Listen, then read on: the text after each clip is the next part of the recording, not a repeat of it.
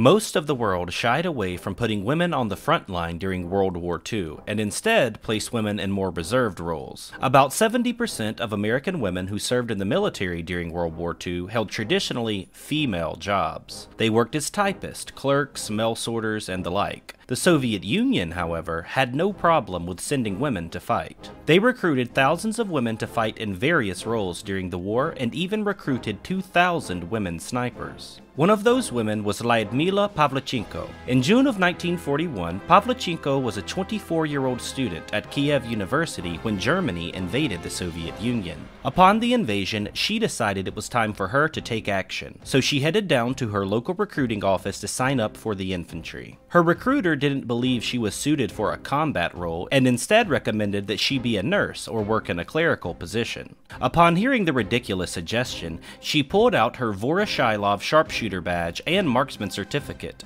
that she had earned while a teenager as a member of the Union of Societies of Assistance to Defense and Aviation Chemical Construction of the USSR, when she was still a teenager. This quickly changed her recruiter's mind, and Lyudmila went on to record 309 confirmed kills, including 187 in her first 75 days on duty. She killed 100 officers and 36 German snipers, and went on to become the most deadly female sniper in human history.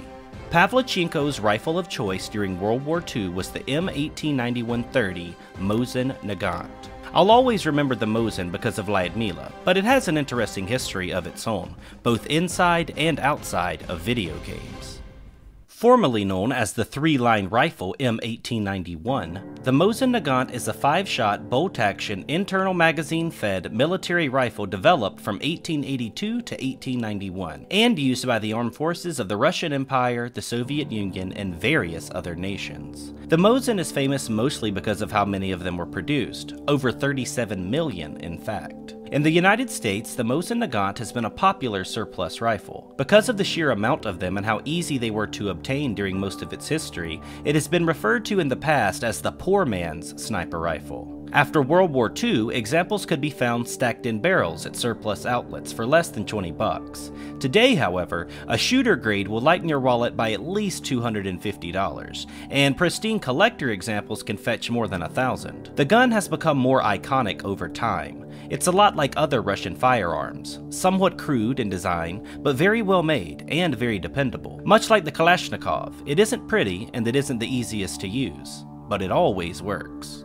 The Mosin was developed in response to the difficulties that the Russians experienced during the Russo-Ottoman War of 1877 to 1878. At the time, Russian troops used the Berdan single-shot rifle, but their Turkish opponents easily outclassed them with Winchester repeaters, which cost many Russian soldiers their lives. In response to the casualties, Russian commanders decided they needed a more modern rifle for their infantry. 3 guns were submitted to the army by Captain Sergei Mosin, Belgian designer Leon Nagant, and another by Captain Zinoviev. Nagant's design had a better feed system, but a more complex disassembling procedure. A committee finally decided on Mosin's version. The production of these rifles began in 1891 under the name of three-line rifle M1891. However, there was bias in the selection process. Russian politicians appeared to favor this design by a fellow Russian. This claim of bias lies in the dispute filed by Leon Nagant. He filed an international patent protection over the interrupter. Mosin couldn't file a patent because he was a Russian army officer. The status of his design was an official government secret. To protect the gun and to save money, Russian officers threatened Nagant with a ban from any further trials of the Russian army in the future. The controversy is the reason it's called the Mosin Nagant, because Western countries didn't know who actually designed it, so it ended up being called by both names. Either way, the rifle was mass-produced and found on battlefields throughout Europe for the next several decades. 3 of the most famous snipers of World War II carried one. Famous Soviet sniper Vasily Zaitsev killed 255 Wehrmacht soldiers, including 11 SS snipers, between November 10th and December 17th, 1942, during the Battle of Stalingrad. He was awarded the title Hero of the Soviet Union. The 2001 movie Enemy at the Gates was inspired by the story of Zaitsev.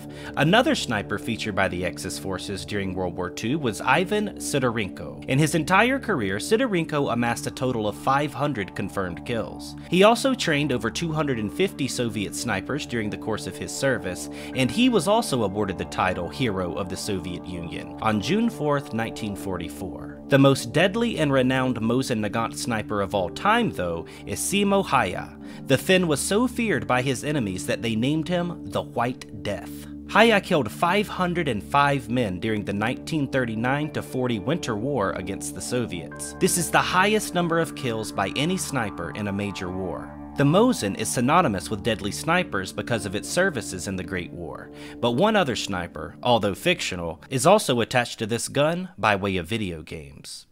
In Metal Gear Solid 3, the End was the legendary Ancient Sniper of the Cobra unit. He was over 100 years old when he was defeated by Naked Snake in 1964. He is one of my favorite bosses in gaming history, and I might not cover as many other games in this video as I normally do because this particular example is so dear to my heart. Born in the early 1860s, the End was a veteran of countless wars. At some point in his life, he was infected with a species of parasite, greatly increasing his lifespan and giving him several abilities that made him a natural sniper. He went on to gain a reputation as the world's greatest sniper. Having originated all sniping techniques, he became known as the father of sniping. He employed camouflage techniques that made him invisible, even in the brightest, most exposed areas. He was said to never require a spotter, and could stay in the same prone position without moving for days or even weeks at a time. The closest thing to an actual spotter that he had was his pet parrot. Adding even more to his formidable arsenal was his own body, which was said to have been photosynthetic. The End also wore false teeth and had the ability to bulge his eyes out of their sockets. His weapon of choice?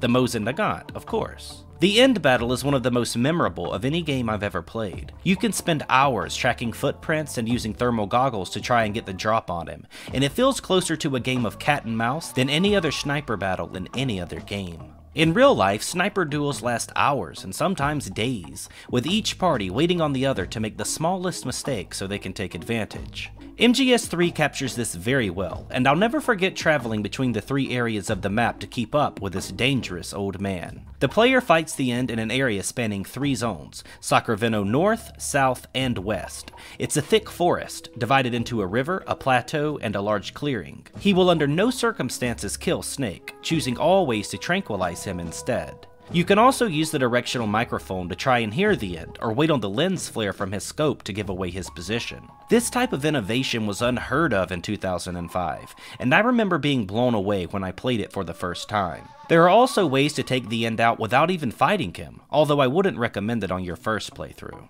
The first way is to snipe him immediately after his first appearance at the Panazovje warehouse. If you succeed in killing him, the explosion from his microbomb will send his wheelchair flying towards Snake, so it's advised that they quickly dodge it after killing him. Doing this in the Metal Gear Solid HD collection will award the player the achievements and trophies The Early End and The End. The Ocelot unit will be waiting to ambush Snake in Sacravino if you choose this method. If Snake kills him via this method, Zero and the other support team members will actually congratulate him for killing him, although Snake will be disappointed in the way that he did it, because he was hoping that he'd actually face him in battle. Another way is to wait for nature itself to kill the End. If you save your game in the middle of a battle and wait over a week before playing again, he will have died of old age. You can also just set the PlayStation 2's internal clock a week ahead to get the same result. Similar to the above, when Naked Snake calls his support team, they decide that Snake is the winner by default, but Snake is still disappointed because he didn't get to actually fight him. If the player resumes the battle after a few days, it results in a cutscene where the End ambushes Snake while he's asleep. Since the End is only using tranquilizers, Snake will awaken a cell in Graniny Gorky. The cell is open, so Snake can simply walk out. He'll need to go back on foot to Sacravino to continue the battle with the End. Overall, this epic confrontation with the world's oldest sniper is my favorite memory of the Mosin in video games, but I do have a couple of other interesting appearances to share with you as well. Battlefield 1 makes the list because it provides the prettiest version of the Mosin, and it has the most unique reload animation of any game to feature the rifle. In BF1, there's a separate reload animation for the Mosin depending on how many shots have been fired. Reloading with 4 bullets in the magazine has the character place 1 bullet in, which takes about 3.15 seconds. With 3, the character puts in 2 bullets with 1 swift motion, taking about 3.13 seconds. With 2, the 2 aforementioned animations are combined, which takes about 4.23 seconds. And reloading with 1 bullet remaining shows a unique animation where the character ejects and catches the remaining bullet, then conducts an empty reload utilizing the stripper clip, which takes about 4 seconds. The Mosin Nagant M91 statistically is almost identical to the Russian 1895 in this game, with a few differences manifesting in rate of fire and reload times. The Mosin is marginally slower when cycled, capable of 56 rounds per minute, as opposed to the 1895's 64 rounds per minute. When reloading, the Mosin is faster during partial reloads, with the 1895 being faster by just 0.023 seconds. Battlefield's in-game description reads that it's the standard issue rifle of the Imperial Russian Army. The Mosin Nagant is one of the most produced rifles ever, with over 37 million made. While it isn't the best choice in online multiplayer if you're trying to be the best, it's still a lot of fun, and is one of the most visually appealing appearances in all of gaming. A discussion of a sniper rifle in games wouldn't be complete without a game that's all about sniping though, so let's take a look at the Mosin in Sniper Elite. It is, without a doubt, one of the best guns in the game. It has range, it does damage, and it has muzzle velocity. One of the best things about sniping in video games is that it gives you a sense of power. There's nothing like one-shotting an enemy from hundreds of meters away and feeling OP. Sniper Elite's version of the Mosin provides that godlike feeling, and it's my favorite Mosin in video games from a gameplay perspective. Without the Mosin, I would never try to play Sniper Elite on authentic mode, but when I have one by my side, I feel like I can conquer anything. This is an irreplaceable feeling, and that's why this appearance is among the most important in the gun's game history. It has great all-around stats and holds a lot of potential if you're willing to spend the time mastering it. Over the years, the Mosin has received a reputation for being an overproduced and inefficient weapon, mostly because you could find literally thousands of them laying around after World War II. I'll agree that it's easily outclassed by modern snipers, but it's still a classic. It amassed more kills than nearly any other rifle in history, and was used by some of the deadliest snipers of all time. There's something about it that you can't replace, and thankfully our video games have illustrated that well. Aside from Metal Gear, Battlefield, and Sniper Elite, it's also been featured in Insurgency, Company of Heroes, Men of War, Call of Duty, Darkest of Days, Cryostasis, Shell Shock, Hour of Victory, Red Orchestra, Viet Cong, Project Reality, Conflict, Vietnam, Hidden and Dangerous, America's Army, Mafia, Medal of Honor, Stalker, Ghost Recon, Resident Evil, Sniper, Ghost War, Heroes and Generals, Uncharted, and it's going to be in The Division 2, and I can't wait to get my hands on one. I hope you enjoyed this video on the Mosin Nagant. Tell me the proper way to say it in the comments below, and share your favorite games that have featured it. If you like this series, be sure to share it with every gamer you know. If you're interested in more videos on weapons and video games, be sure to recommend one in the comments below or check out my other videos. Thanks for watching, and as always, I'll see you guys on the next one.